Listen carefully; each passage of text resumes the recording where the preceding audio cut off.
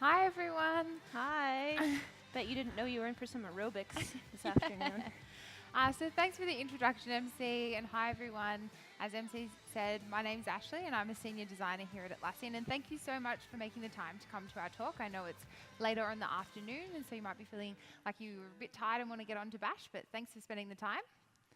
And I'm Becky, and I'm a senior researcher here at Atlassian. It's so great to be here this afternoon. We are so excited to share our story about early signal testing with you all today. So let's get started. So we're going to start off with a bit of a number, 35,000. That is the total number of decisions we all individually make every single day. Now think about that for a second.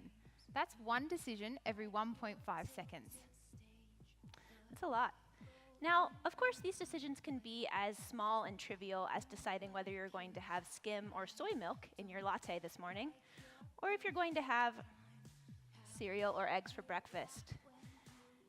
You clearly made a decision today, a really good one, by the way, to come to our talk. We're so glad that you made that decision. Now, these decisions you can generally make quite quickly and with little thought because they don't have much consequence. But on the flip side to this, other decisions can be a lot scarier and have a lot more impact, like deciding whether you want to marry someone or deciding whether you want to move across the globe for another job. Decisions can be a lot of things. Decisions can be an upgrade. They can be life-changing. They can be exciting. But they can also be exhausting and at times even feel daunting. Decisions, especially the big ones, can just plain be scary. You find yourself thinking things like, what if I screw up? What if I make the wrong decision? What if I make this choice and things can never go back to the way things were before? But these feelings aren't exclusive to personal decisions only. Product decisions can be really scary too. Take Netflix, for example. Netflix, you know today, is a streaming service. But as many of you may know, it used to be a DVD service. And they made a really big decision as an organization to split their services between streaming and DVDs. So you can imagine just how scary that product decision must have been for them. Another great example is from Facebook. So today, this is the Facebook newsfeed that we all know, where Facebook's algorithms are powering what we see first at the very top of our newsfeed. And this takes all kinds of things into account, like what our friends are liking, what's most popular, any current events. It seems like if there's any weddings or babies being born, those always pop right up to the top of our newsfeed. So Facebook's algorithm is powering what we see first. But believe it or not, it wasn't always like this. It used to be in chronological order. So making this decision to change their most used feature must have been incredibly scary for Facebook, and not everybody was happy about it. In fact, a lot of people felt this was an invasion of privacy. They were totally pissed. They made protest groups saying, "Bring back our old news feed," and these groups were on Facebook, of course. So can you imagine if you were the product manager that had to make the call to make this decision? It's easy to look back at this Netflix and this Facebook example now and say, oh, those turned out pretty well. But in the moment, you don't really know how these decisions are going to pan out, how your customers are going to react, or what impact that might have on your business long term. And as you know, after seeing the keynote and all the talks today, we too have made a lot of big and scary decisions lately. We recently made the decision to redesign our entire design language. So anything from our logos, our color, our typography, our marketing, how our products look and feel. It went from something like this to something like this. A place where there's lots of bold colors, new illustration styles, a whole new navigation system. So you can imagine just how many big and scary decisions we had to make as designers and as an organization. Because when you're designing for millions of customers, the decisions that you make have an impact, whether they're good or bad. And so it's really important that we don't take them lightly, because we know that you rely on our products to get your jobs done. So how did we make these scary decisions? Well, we used a healthy balance of careful thought, trust in our skills, and research. Careful thought was important, of course, because we didn't want to rush into anything. We really dove into the problem to understand it from all angles, and we considered lots of potential solutions. Trust in our skills was important, and not just trust in our own skills, but also the trust of our team member skills and expertise. So we made sure to take input from across the organization, from different disciplines. And it wasn't just internal input that we gathered, but also external input through research with our customers and non-customers as well. It was really important for us to get these people's opinions on these decisions and understand the impact that these decisions may have on them. And it wasn't until we did this research that we really felt confident in the decisions that we were making. And to be sure that we were making the right decisions, one of the research methodologies that we used is called early signal testing. And that's what we're going to talk to you guys about today. So we're going to cover what is early signal testing and how you can use it to decrease internal debate within your organizations. What are the different types of methods that you can use in early signal testing, as well as how you can quickly and easily get started with early signal testing within your organizations. But first, we want to take a reflection and look at how we do research here at Atlassian and where early signal testing fits into that. Right. So at Atlassian, customer research is embedded into every stage of the product lifecycle. At the beginning, when we've just got an inkling of an idea for a product or feature, we really try to understand customer pain points and if this is going to be valuable to our customers. After we validated that this is worth pursuing, we use research in the make it phase, where we're conducting usability to make sure that our designs are easy to use and not confusing or frustrating. And then after we ship, we're using research to help improve our products even more. So we're taking a look at the analytics, we're layering on qualitative research on top of it, and we're bringing this all back to our teams to continuously improve our product. So as you can see, research is really in every step of the way. And we're asking lots of different questions. We're trying to understand things like, is this future feature idea valuable? Also, how are customers using our products today? Where do they fit into getting their job done and their workflow? We're exploring usability, so understanding what's working, what's valuable, and what's confusing or frustrating. Where could we improve? And we're also looking at things like emotional engagement. So how do people feel when they're using our products, whether that's good or bad? And the way we do research really varies.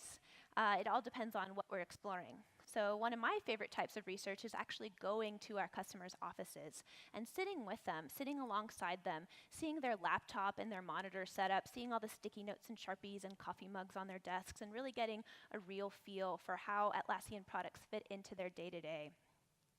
Another way we conduct research is inviting people into our office.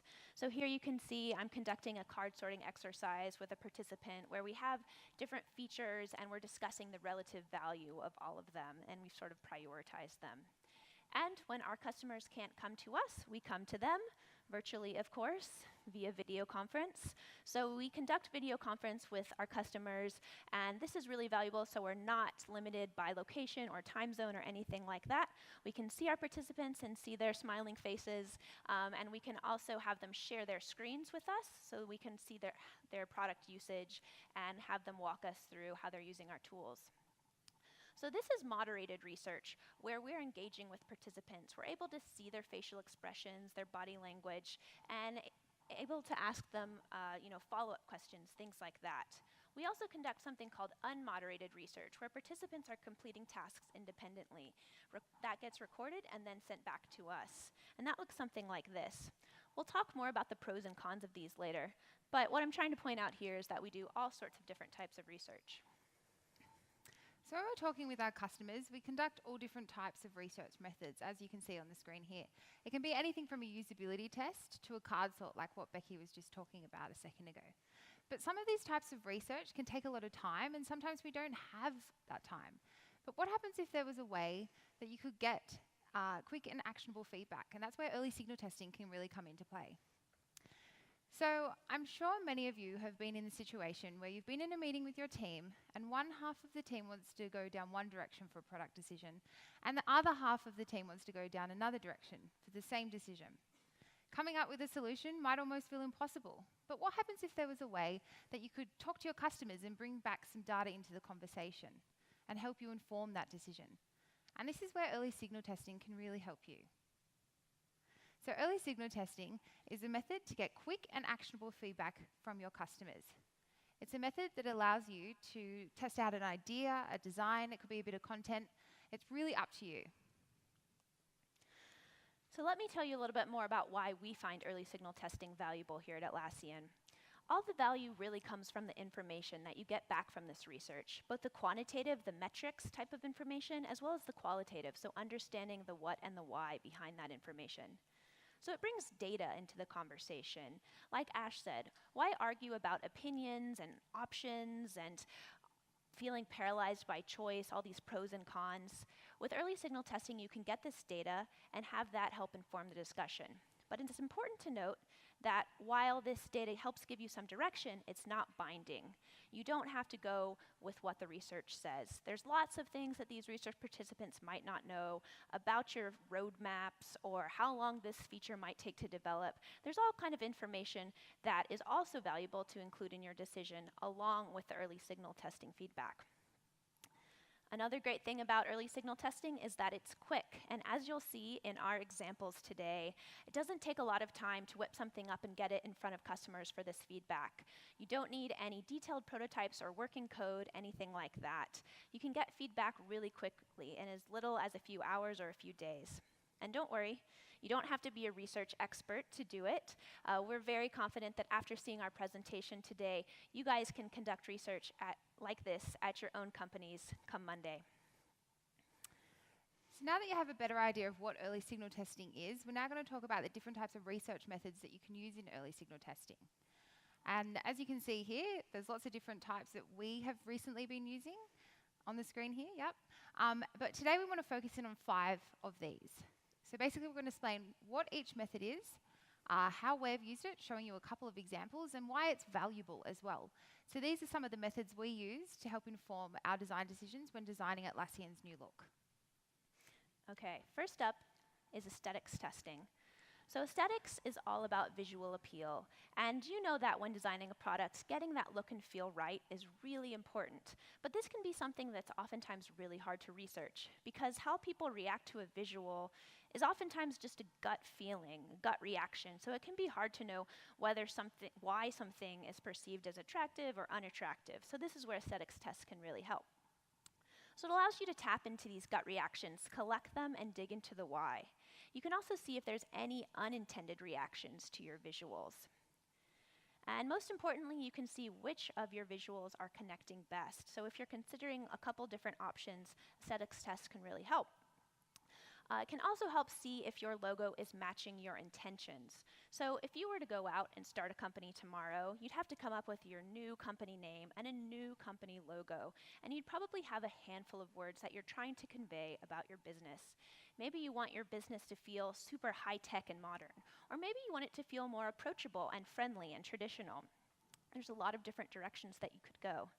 So you could use an aesthetics test to make sure that what your logo is conveying to your customers matches what you think it should be conveying. And that's exactly what our brand team did here at Atlassian.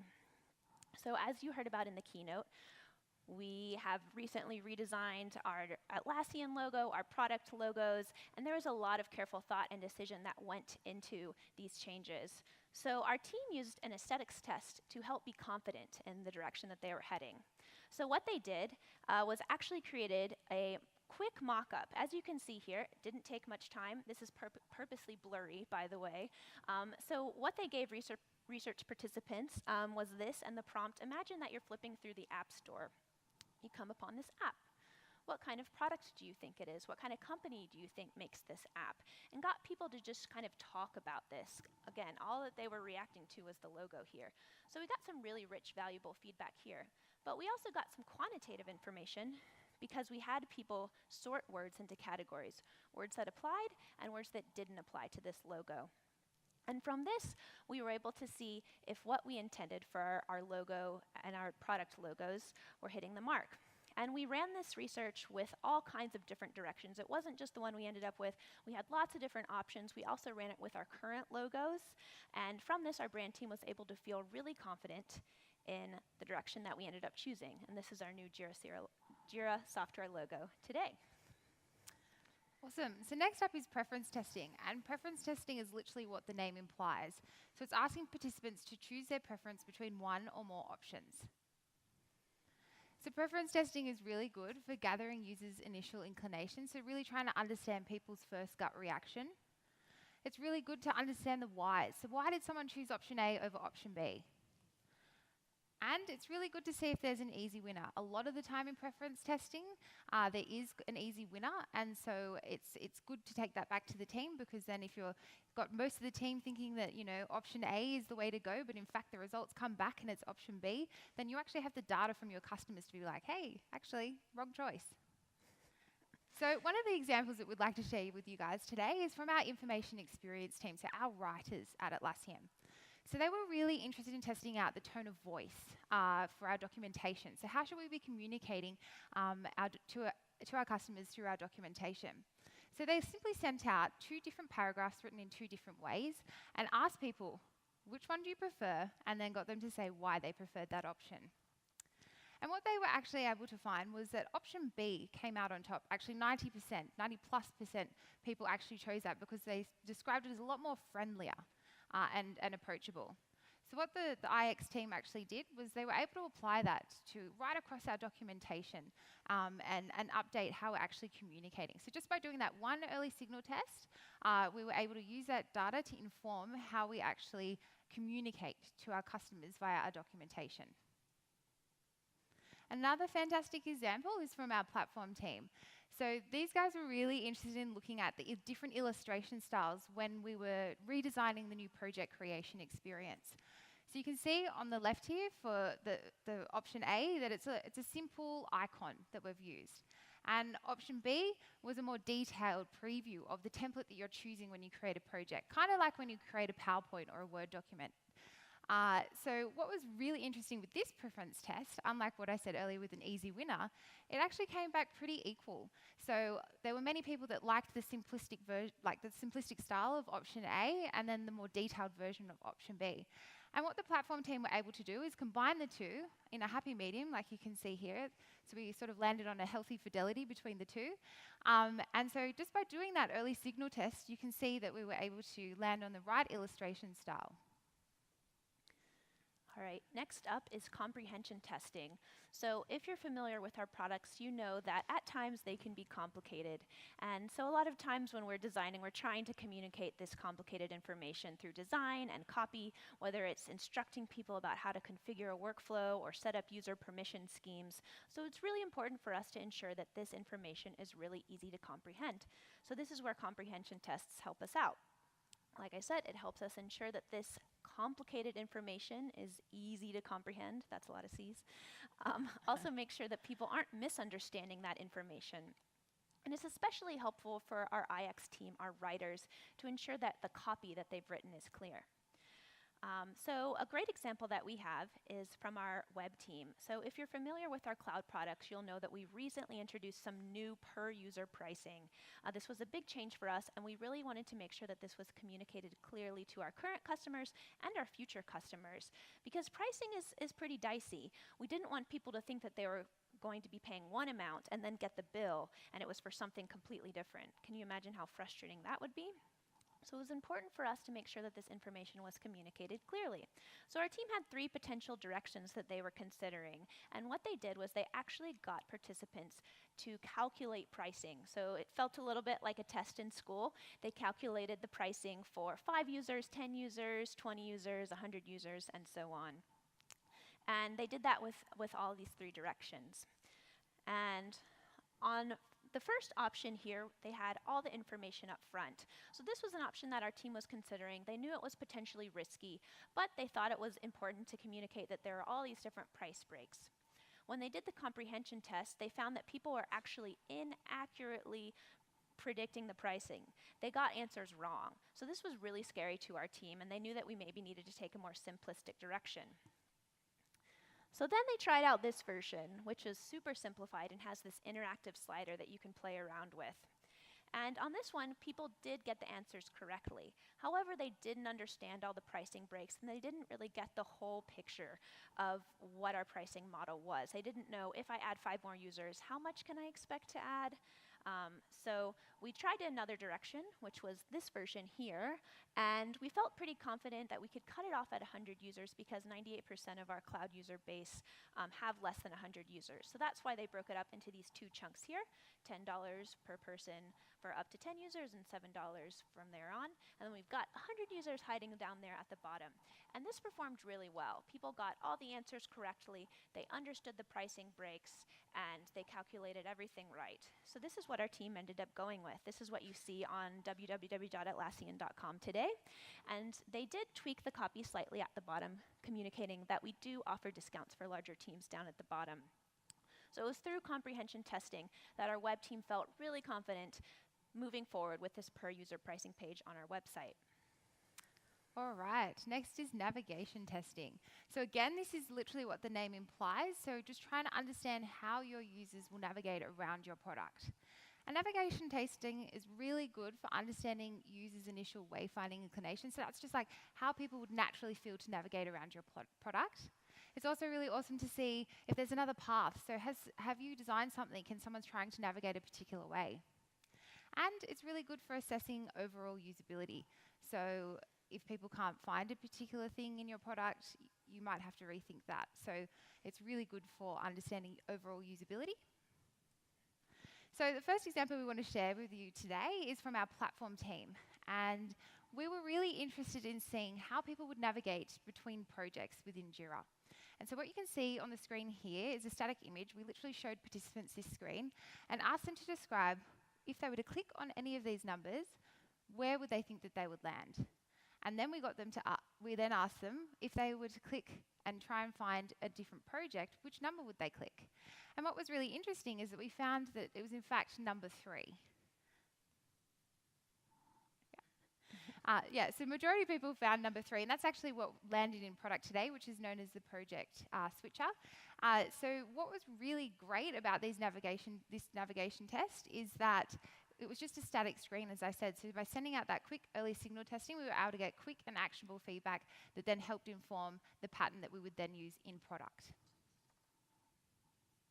So another great example is from the Fabric team, and these guys were really interested in looking at how would people create a task within a Jira project. And they wanted to see that both at a global level and also within a project as well. And what they found was really interesting, that when users were in a global level, they actually wanted to navigate to within a project to then be able to create a task. So where users actually naturally felt that they would go to create a task was in the sidebar here, if you can see the plus button there, or in line within the board. So what was really great about these two examples is that we're testing static screens. So it was quick and it was easy. We didn't have to put too much effort into it, and we got some fantastic data back into our teams. Okay, finally, concept testing. So if you're in technology, you probably have lots of ideas all the time about how your team might be able to improve your product and your feature. But how do you know if these ideas are really valuable? This is where concept testing can help. So it helps you explore these early product and feature ideas. It gets them in front of people, and you can learn what's valuable about your idea, maybe what's not so valuable and what's not worth pursuing, and it also can alert you to things that you hadn't considered, things that were missing. Most importantly, you can compare your idea about your solution to how users are currently solving this problem. Because when you're designing things, you have to consider how people's behavior is going to change. So it's really important to know how people are currently solving this problem and how big of a behavior change it's going to have to make if they move to this new solution. And behavior change was something that we really consider here at Atlassian, and that's what these next examples are all about. So this morning in the keynote you heard about Atlassian Home. So this is a big behavior change for our users, stopping at this cross-product place where all this information is being combined. We didn't know how people were going to react and how we could make it most valuable to people. So what we did was our platform team actually researched just with this screen here. So you can see it didn't take very much time. I probably could have designed it myself, and I'm not a designer. So we had just had these 3 sections: your work, notification, and news feed. And we had people describe what they thought would be within each section. And if you came to our Barcelona Euro Summit, we actually conducted this at Euro Summit. So we got feedback from people at Summit, and then we used that. So we had people describe what they thought would be within each section and what they thought would be most valuable about that. Then we showed them what we were thinking would be within each section and had them compare and contrast. So this provided some really rich feedback for our team about what people were expecting and what was going to be most valuable for them.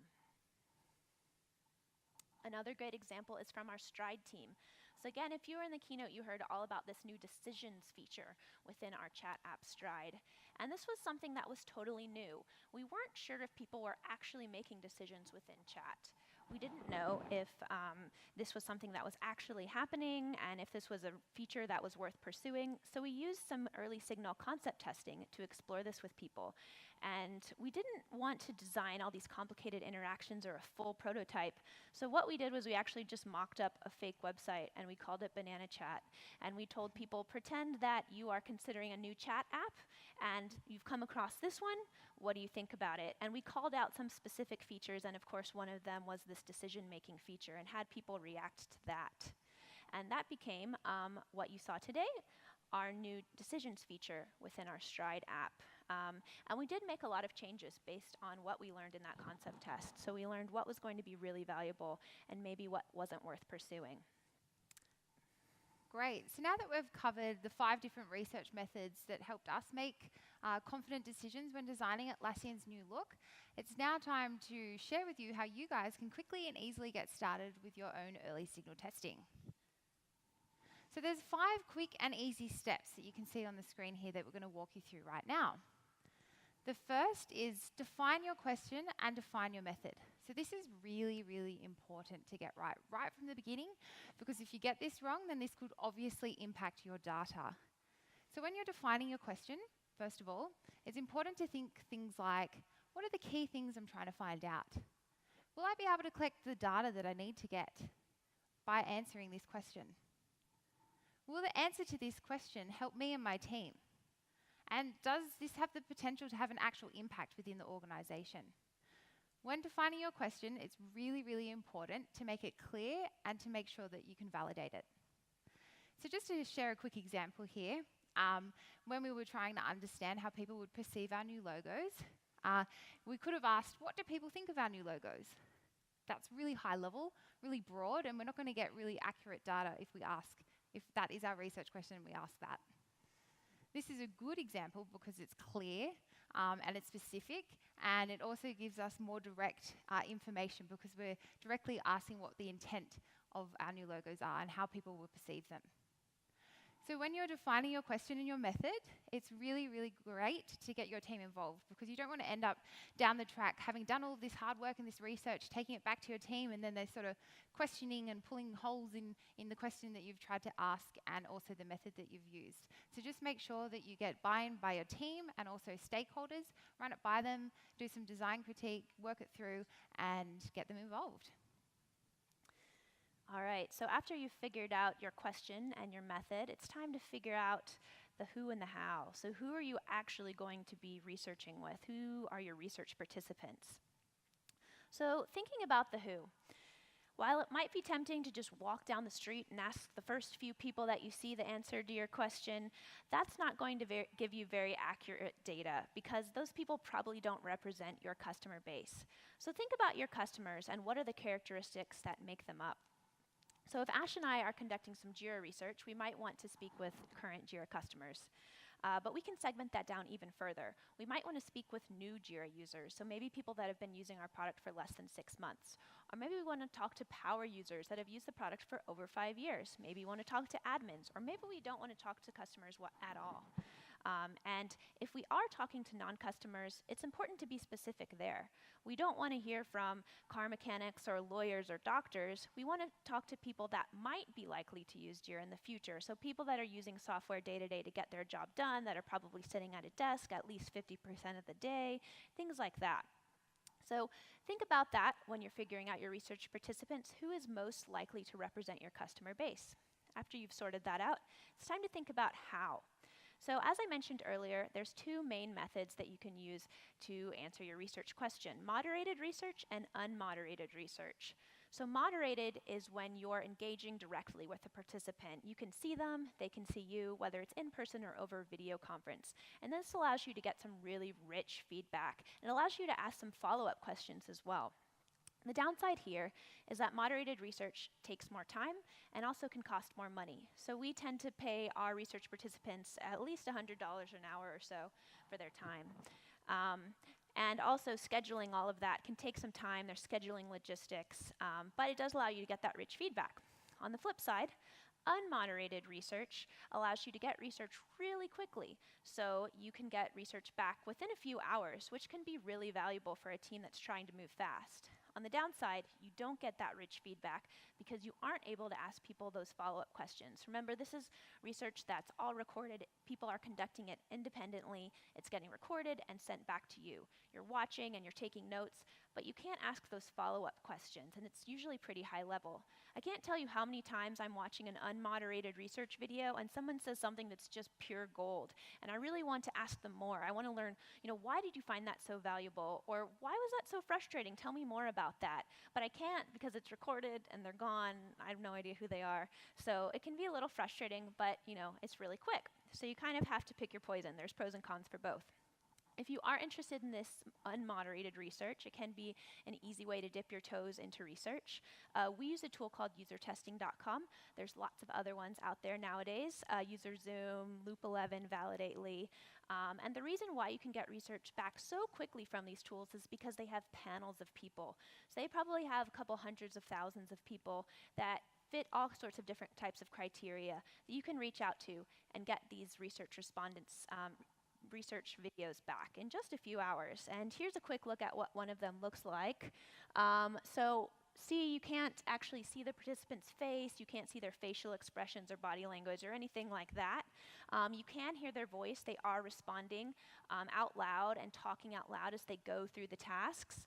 But again, you get it back really quickly, so there's pros and cons of both. It really just depends on how much time, budget, and resources you have. All right, so now you've defined your research question, you've defined your method, you've decided who, you've decided how. So now it's time to create your tasks, your questions, and also your design mocks. So first of all, when you're defining your tasks, it's really important to think about the things that you want people to be doing in your test. So what are the common actions that you want people to be actually undertaking? So something that we've found really useful is looking at the actual data in our product. So what are actual people doing and what are their behaviors to help inform our tasks? And then it's really important to think about the follow-up questions that you want to ask people after the tasks. And that's often a why question. So why did you do something this particular way? It just depends on your situation and what you're testing. So one really pro tip that we'd like to share with you today is write scenarios. This is really key when coming up with your test. It's all very well and good, for example, when we were redesigning the project create experience, just to say, hey, can you show us how you'll create a project? That doesn't really give the participant, the right context. So it's really important that you actually give them some context. So something that we did was pretend that you're organising an office Christmas party in the sense of the Jira core boards, and then got them to create a project from there. Yeah. So when you're defining your mocks, it can be really as low fidelity as something like what you see on the screen here. So don't overthink it. It can be as low fidelity as this, or it can be as high fidelity as something like this. So it's really up to you where you're at in your process, where the team's at, how much time you have, the resources you have. It really just comes down to what you're testing and your team's needs. So again, keep it simple. I know being a designer, I tend to finesse over the small details. It does not matter. So just don't overthink it. Get your test out there, even if it's a sketch, even if it's a bit of content, an idea, just don't overthink it. All right, so now the moment that you've been waiting for, it's time to actually test with people. It's time to get out there and gather your research data. So you might be wondering, how many people do I actually need to research with? And like all research questions, the answer is it depends. So if I'm doing a very in-depth research study, maybe where I'm going to people's offices and I'm sitting next to them and I'm observing how they use Jira in their day-to-day lives or something like that, I might be okay with maybe 6 to 8 people because I'm getting a lot of really rich feedback. But if I'm doing something like an unmoderated navigation test, I might want to up the quantity rather, a little bit to maybe 20 or 30 people, or maybe even more, because that's such high level feedback. And so maybe a few more people is going to be really helpful. One tip here is to get your team involved. No matter how many people you're testing with or the method, get your team involved. Don't just go out there and do your research independently. Have people there, have people taking notes, discuss the feedback as it's coming in, and make the research really come alive with people, because this means that people will be more likely to actually take action on the research once it's completed, rather than just letting your report sit in a dusty corner. Again, when you're conducting this research, one pro tip we have for you is to not just to listen to what people say, but watch what they do. So many times I have had people come in and struggle for minutes, 5 minutes, 10 minutes on a task. And they're just struggling, and I'm biting my tongue trying not to tell them what to do and give them, the key to the task. And then I ask them, how was that? And they say, oh, it wasn't too bad. It was fine. I figured it out. So if I just went off of what they said, I'd tell my team, yeah, it's fine. We don't need to make any changes. But it's really important to dig into what they do and actually pay attention. Similarly, if you have a preference test, it might be tempting to just say, oh, yeah, 90% of people picked version A. But dig into the why behind that. Why did they prefer version A? Maybe there's aspects of version B that they preferred that you could actually bring into version A and make it stronger. So again, dig into the why behind everything. It's not just what people say. All right, so now that you've sent out your test and you've got all of this awesome data, it's now time to analyze that data. So what you might find with your data, that you get a really clear outcome, so it's really clear to you and your team which direction you should go down for a particular decision you're trying to make. Or it might be a bit of more of a nuance and you need to dig more into the details of your data. But what fidelity you actually go into is really up to you. I know sometimes ours can be quite high level, or we sometimes go quite in depth into the data. It just, again, depends on your research question and also what your team's needs are. So one really key thing is, when you're analysing your results, make sure you document it. We use Confluence to do this, and it's a really awesome way just to share what you're doing with your team. I can't tell you how many times, we've gotten down the track and been like, oh, where was that Confluence page? So just make sure that you document it, you know where it is, so it's quickly and easily shareable to your team. So something that's a little bit more advanced that we wanted to share with you guys today is something that we've been playing around with, which we call the UX scorecard. So essentially what the UX scorecard is, it's looking at a bunch of usability metrics in a table, like you can see here, that we're trying to move the needle on. So some example metrics are time on task, so how long it takes someone to complete a particular task in your test, how easy it is as well, so looking at things like UX Lite or SUS. As well as looking at things like the expectation score and whatnot. It just, again, what metrics you look at, you don't have to use these. It just comes back to your research goals. I'd just like to point out that this is quite an advanced thing, so you don't feel like you have to do that in your early signal test. But we feel like it's a really neat way to present back to the broader team, because you can see here it's really clear between two different iterations of your designs, which one's sort of improving the different cohorts that you've tested as well. So there you have it, the 5 quick and easy steps to get you started with your own early signal testing.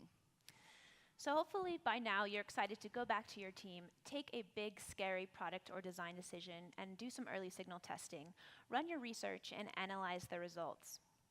But just remember, while all this data is great, early signal testing is just to inform your decision. It's not the decision. You don't have to do what the data says.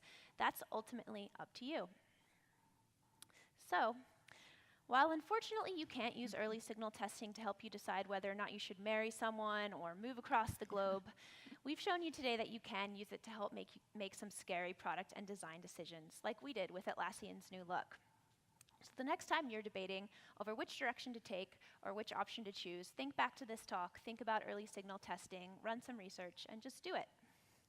Thank Thanks, you. guys.